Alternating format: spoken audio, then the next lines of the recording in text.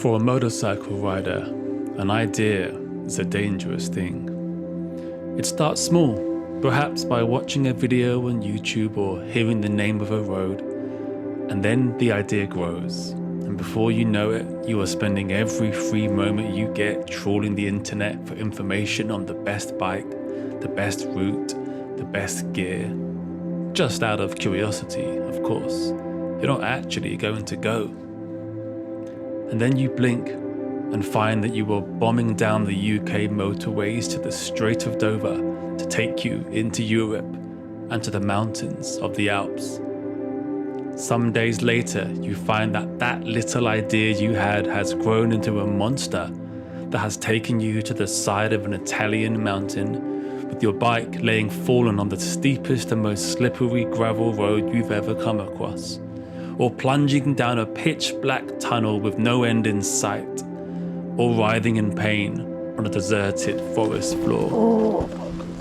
And you ask yourself, what am I doing? How did I get here? And what do I do now? My little idea began back in January of this year when I first heard of the Trans-European Trail, an 80,000 kilometer network of off-road trails that runs throughout Europe. The idea that I, someone with no off-road experience at all, could do something like this grew in me until soon I was searching for the bike that could hold my hand across these trails. It was then that I came across the Honda CRF 300 Rally. When I finally found one in stock, I snapped it up, and then there was no turning back. This is the story of how an average 40-year-old man from London journeyed as a novice off-roader across the French and Italian Trans-European Trail down to Monaco and back. Enjoy.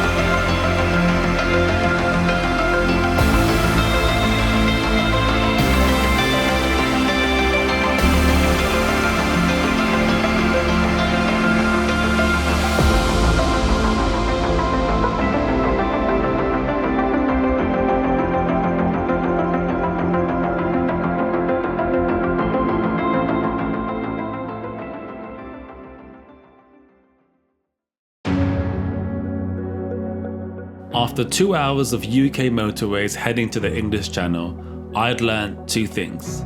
One, the seat of the CRF 300 is the opposite of comfortable.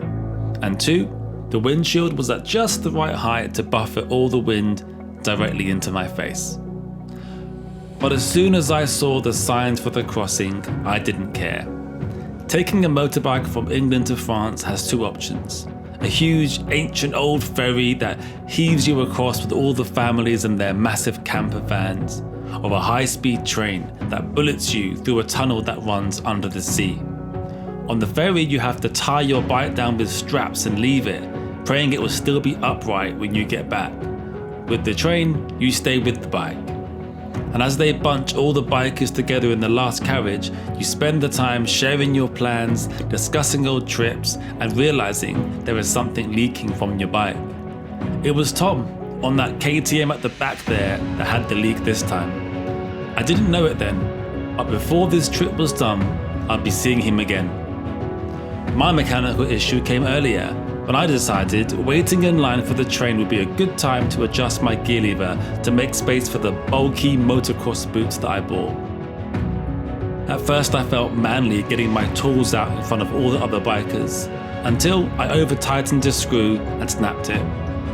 That poor broken screw would stay there for the whole trip. The guy in the Harley told me it'll be okay. I think I just broke a screw. Where from? Just right there. Oh, that's all right. And who am I to argue with a Harley?